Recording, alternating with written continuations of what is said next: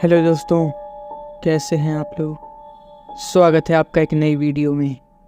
आज हम लोग ऐसी घटना के बारे में बात करेंगे जिसको सुन के पूरी दुनिया शांत हो गई थी। ये घटना सन 2002 की है, जहां निजाम का शहर हैदराबाद के कुंदनबाग इलाके में एक घटना घटी जो उस समय की सबसे बहुत ही चर्चित घटना थी। आज भी यह एक मिस्ट्री है। तो कहानी की शुरुआत होती है एक चोर से। वो चोर एक दिन चोरी करने के लिए निकला हुआ था।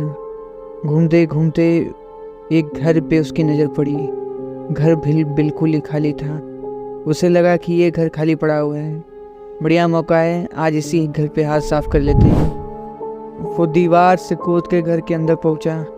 घर के अंदर बिल्कुल ही रोशनी नहीं थी। चोर अपनी टार्च जला के घर के इधर उधर देखने लगा।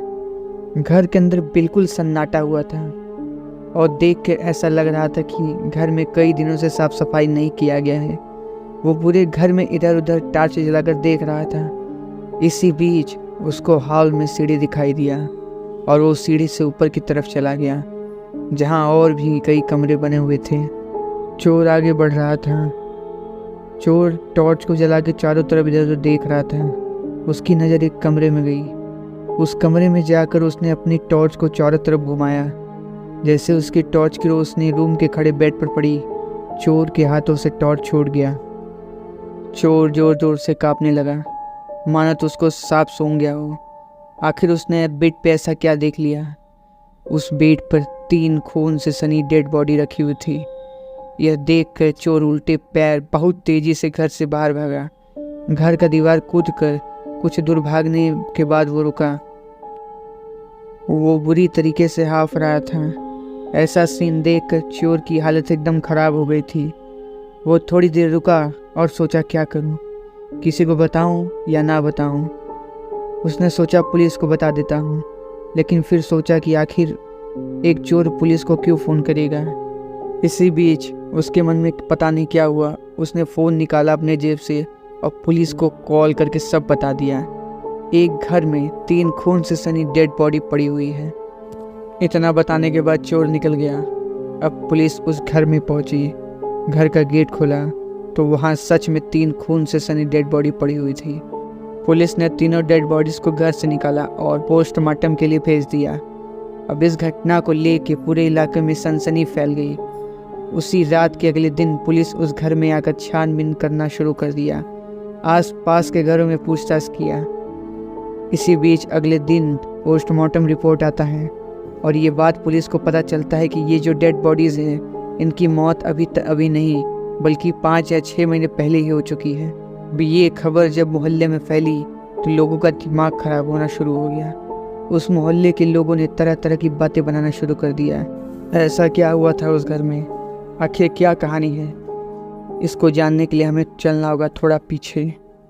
आसपास पड़ोस का कहना है कि उस घर में 4 लोग रहते थे, पति पत्नी और उनके 2 बच्चे। कुछ दिन बाद पति उस घर को छोड़कर अचानक से चला गया। अब उस घर में मात्र 3 लोग बचे। आसपास पड़ोसियों का कहना था कि वो जो औरत थी वो दिमागी तौर से बीमार थी। समय बीतने के साथ उस औरत की बीमारी बढ़ती गई तो उनका पति उनको छोड़कर चला गया। इसके बाद तीनों ने बड़ी अजीब हरकतें करना शुरू कर दिया।